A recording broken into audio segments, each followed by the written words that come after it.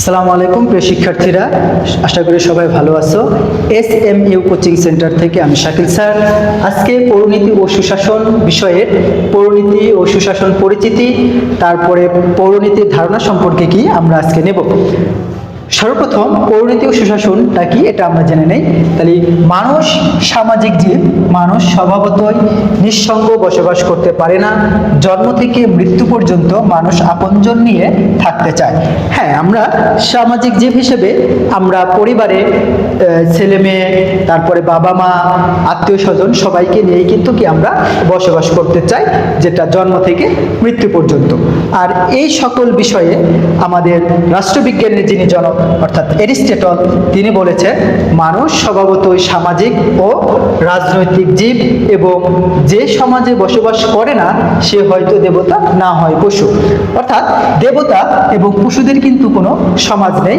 সেহেতু রাষ্ট্রবিজ্ঞানের জনক এরিস্টটল এভাবেই বলেছেন যে যে সমাজে বসবাস করে না সে হয়তো দেবতা, না হয়তো পশু।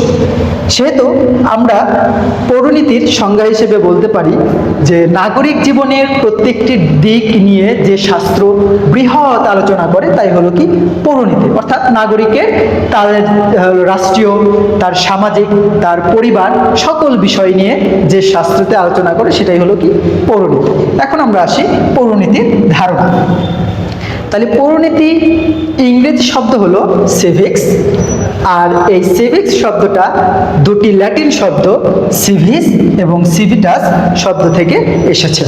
অর্থাৎ সিভিক্স শব্দের অর্থ হলো নাগরিক এবং সিভিটাস শব্দের অর্থ হলো নগর রাষ্ট্র।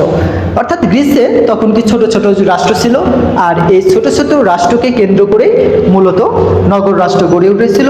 আর এই নগর রাষ্ট্রে যারা বসবাস করতো তাদেরকেই বলা হতো কি নাগরিক। আচ্ছা, এখন যদি আমরা সংস্কৃত ভাষায় পৌরনীতি সম্পর্কে জানতে চাই, তাহলে আমরা সংস্কৃত ভাষায় নগরকে বলা হতো পুর বা পুরী। তাহলে সংস্কৃত ভাষায় নগরকে কি বলা হতো? পুর বা পুরী। আর এই পুর বা পুরীতে যারা বসবাস করত তাদেরকে বলা হতো পুরবাসী, যেটা হলো এই পৌরনীতির বিষয়টা কিন্তু এখানে চলে আসছে।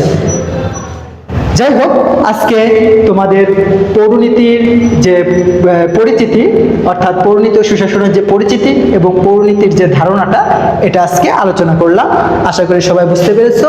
ইনশাল্লাহ আমরা পরবর্তী ক্লাসে পৌরনীতির বিভিন্ন বিষয় নিয়ে আমরা আলোচনা করব। সবাইকে ধন্যবাদ।